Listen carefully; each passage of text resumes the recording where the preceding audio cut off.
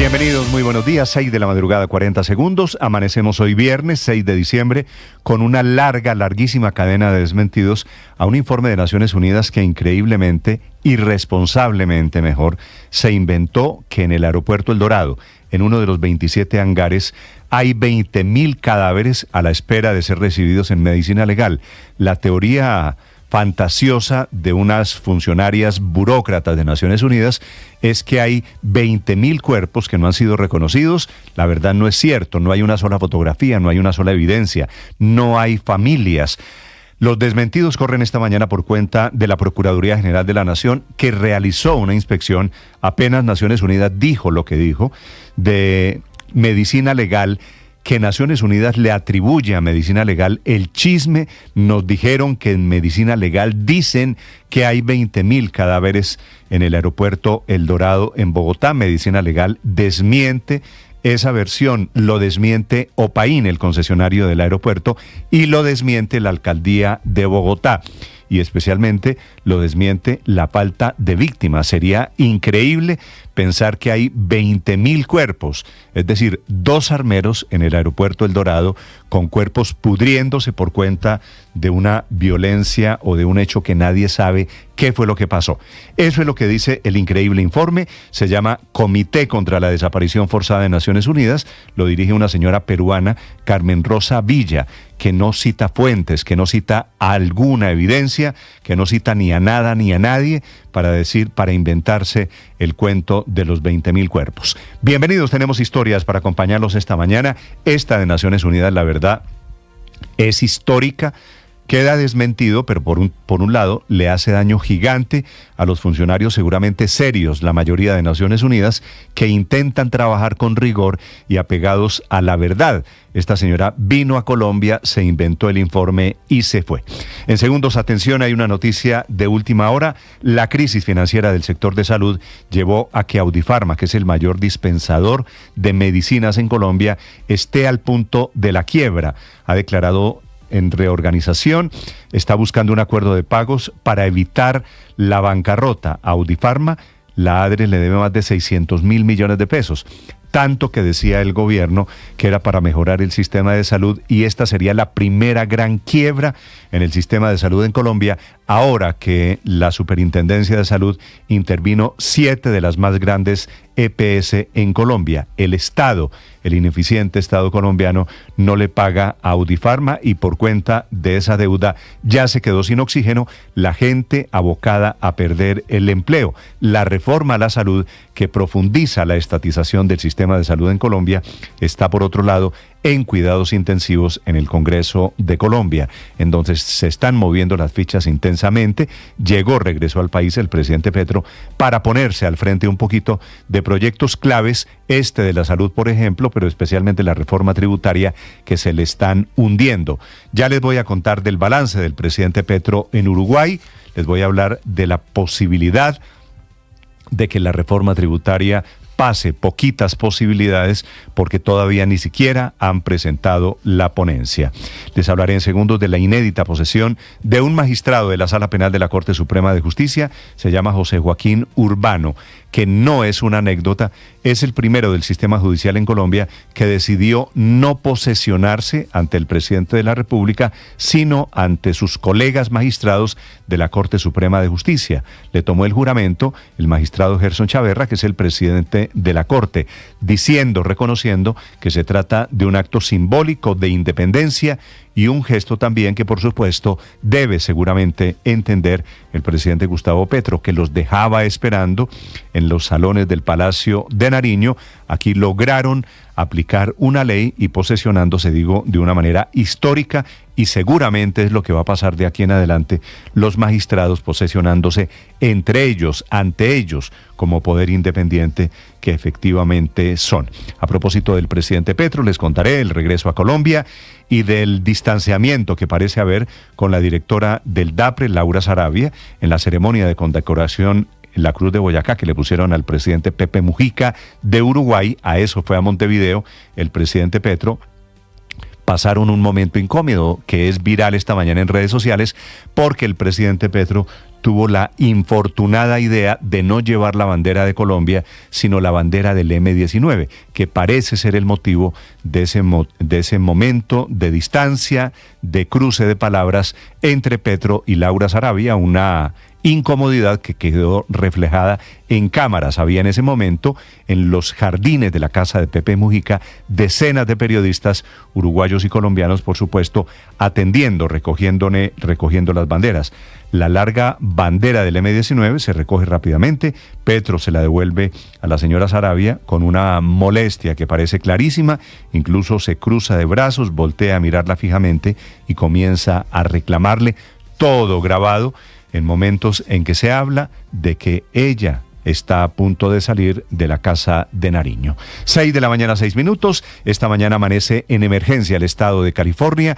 Está cayendo el gobierno sirio. Hay crisis política en Francia y les contaré de la última noticia en el saqueo de la unidad de gestión de riesgo que no tiene plata para atender las emergencias. Su director, Carlos Carrillo, confirmó que los 80 carrotanques parqueados todavía en La Guajira se los está comiendo el óxido en un batallón. Ya tienen finalmente, después de año y medio que los compraron, pagaron más de 50.000 millones de pesos, ya tienen, aleluya, tienen una póliza que les permitirá operar y salir. Van a intentar prenderlos en estas próximas horas.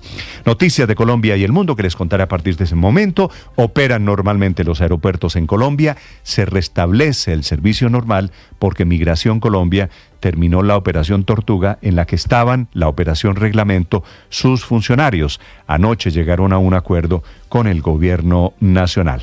Les contaré del empate de anoche en Bogotá entre Millonarios y Santa Fe. De momento el gol se lo dan a Falcao García. Está todavía la Dimayor a la espera del informe de la planilla oficial, con una controversia inmensa y con gresca al final del partido entre los jugadores de Santa Fe y Millonarios. 1-1 terminó el partido. Quiere decir que el finalista del Grupo A se definirá el próximo domingo, los dos partidos de esa semifinal. 6 de la mañana, 7 minutos. Es viernes. Y es una buena noticia. Aquí está lo más importante en el resumen que preparamos en Voces y Sonidos en Mañanas Blue. Según la información proporcionada a la delegación, también se encuentran alrededor de 20.000 cuerpos sin identificar en un hangar del aeropuerto de Bogotá. Esta afirmación de Carmen Rosa Villa, integrante del Comité contra la Desaparición Forzada de la ONU, puso en alerta a las autoridades colombianas, entre ellas la Procuraduría General de la Nación, que de inmediato inspeccionó los hangares del aeropuerto El Dorado. Tito Perilla es asesor de la Procuraduría Delegada para los Derechos Humanos. Después de visitados los 27 hangares que hacen parte de la zona concesionada del Aeropuerto Internacional del Dorado, pudimos constatar que los mismos se encuentran dedicados a actividades netamente aeroportuarias, como lo son el embarque privado de pasajeros, la reparación de aeronaves y el almacenamiento de equipos dedicados a las operaciones en tierra. Hasta este momento el Comité de la ONU guarda silencio y no se sabe realmente quién proporcionó la información sobre los 20.000 cuerpos. Por otro lado, aseguran que en el país habría entre 98.000 y 200.000 personas desaparecidas, pero que cada institución maneja datos por aparte y por eso la cifra exacta es una incógnita. 4 militares murieron y 3 más resultaron heridos tras un accidente en Cáceres, Antioquia. Según el ejército, los soldados descendían por soga desde un helicóptero Black Hawk cuando se habría registrado una contingencia que terminó con la muerte de los uniformados. Dice el Ejército Nacional que esta operación se llevó a cabo en horas de la noche. Participaron 4 helicópteros y uno de ellos fue el que presentó ese accidente. La polémica surgió porque horas antes el secretario de Seguridad de Antioquia, el general en retiro Luis Eduardo Martínez, inicialmente señaló que las muertes de los militares fueron causadas por disparos del Clan del Golfo. De inmediato lo desmintió el general Fabio Caro, comandante de la 7ª División del Ejército. Pero dejo claro que en ningún momento fuimos atacados por el grupo armado organizado. Era una operación ofensiva para proteger al pueblo colombiano. La Fiscalía imputó cargos a Julián Camilo Forero, miembro de la UTL del Senado senador José Vicente Carreño del Centro Democrático. La Fiscalía le imputó el delito de cohecho por dar u ofrecer por un supuesto soborno al subdirector de la policía para que tramitara un contrato de más de 17.000 millones de pesos. Aunque Forero no aceptó los cargos, el juez del caso le permitió afrontar el proceso en libertad. Luego de la inspección a su oficina y documentos, la Corte Suprema de Justicia confirmó que estudiará si la letra de la representante Karen Manrique coincide con las notas escritas en una libreta amarilla que Olmedo López presentó como una de las pruebas de la presunta vinculación de la congresista al escándalo de corrupción de la UNGRD. Que venía de parte de otros colegas congresistas que hicieron parte de este entramado, y pues yo lo que hago es que le entrego mi libreta para que ella misma escriba de qué se trata.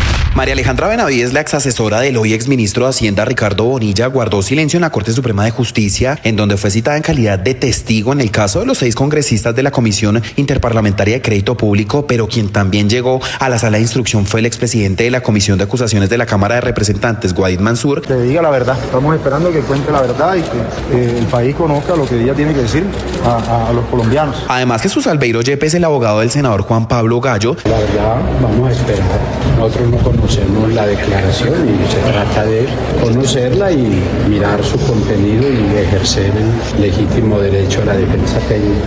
Se esperaba la radicación de la ponencia positiva a la ley de financiamiento para poder tapar ese hueco de 12 billones de pesos que tiene el gobierno. Esta no se dio. Con la llegada del ministro de Hacienda, Diego Guevara, pues esperaba poder tener un oxígeno diferente, pero este no resultó. El representante por el Centro Democrático, Cristian Garcés. Pues está demostrado por los escándalos que el oxígeno que está usando el gobierno es el de comprar con corrupción congresistas. La representante por la Alianza Verde, Olga Lucía Velázquez. Yo creo que hay que ser prudente y la prudencia lo que establece es que efectivamente lo que necesitamos para todas las empresas que evalúan riesgo son disminuir la incertidumbre. Entonces aquí claramente genera una incertidumbre el cambio de ministro. Desde el convento de La Popa, lugar donde llevó a cabo su rendición de cuentas en la ciudad de Cartagena, el director de Prosperidad Social, Gustavo Bolívar, confirmó que el presupuesto de esta entidad pasará de 9 a 5.7 billones de pesos en 2025 por cuenta del recorte al presupuesto general de la Nación. El presidente nos ha pedido que por ningún motivo sea en el sector de renta ciudadana, en lo que corresponde a las madres cabeza de hogar, ni en Colombia adulta, en el adulto mayor. Esos 2 sectores no se van a tocar, pero los demás sí vamos a tener que hacerles unos recortes. Queda muy poco tiempo del Congreso de la República antes del cierre de las sesiones el próximo 16 de diciembre. A pesar de que la meta del gobierno era aprobar la reforma de la salud antes del inicio de este mes, no se ha podido ni siquiera empezar con su segundo debate, por lo que el gobierno nacional espera que en las sesiones extras, que irían del 16 al 20, se avance con este debate. Así lo dijo el ministro del Interior, Juan Fernando Cristo. Hay una agenda bastante intensa durante estos días, por eso va a ser absolutamente necesaria la convocatoria a sesiones extras. Audifarma solicitó a la Superintendencia de Sociedades iniciar un proceso de reorganización para reestructurar sus operaciones debido a la crisis financiera del sector de salud. El sistema le adeuda más de 600.000 millones de pesos. La empresa podrá continuar operando bajo acuerdos con EPS y las redes de clínicas para suministrar medicamentos a más de 7 millones de colombianos. Y los colombianos tienen el privilegio de haber nacido en uno de los lugares más ricos del planeta.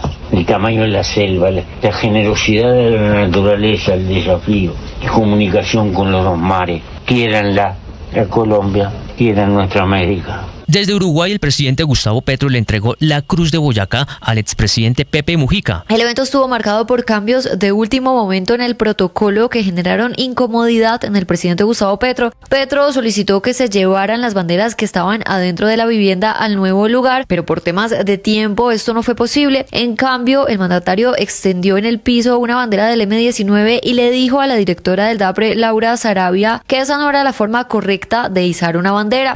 La hidroeléctrica Urra negó que Ricardo Roa, presidente de Ecopetrol, y Nicolás Alcocer, hijo del presidente Gustavo Petro, estuvieran ejerciendo alguna presión en la adjudicación de contratos o en procesos de venta de energía. Aseguró la compañía que todos sus procesos están dentro del marco legal. Esto se da luego de que la Fiscalía abriera una indagación para verificar la denuncia trasladada por el saliente ministro de Hacienda, Ricardo Bonilla, de la presunta injerencia de Roa y de Alcocer en licitaciones de la compañía, en especial lo que tiene que ver con el parque solar que presenta retrasos significativos y al parecer estarían buscando beneficiar a empresarios del sector. Sonriente, riéndose. Así se le alcanza a ver al sospechoso en lo que es la primera imagen de al menos parte de su rostro descubierto y captado por una cámara de seguridad. Fue en un hostal de Manhattan donde se quedó a dormir la noche antes de asesinar a Brian Thompson, el presidente de United Healthcare. Según los investigadores, el sospechoso llevaba al menos 10 días en Nueva York, cubierto por una capucha pero con la nariz y boca y mentón descubiertos. Aún no se ha determinado el motivo, pero las autoridades están conectando las 3 palabras que se encontraron en los casquillos de las balas: negar, defender y deponer, con los términos utilizados por las aseguradoras al momento de negar peticiones de usuarios. ¡Gol!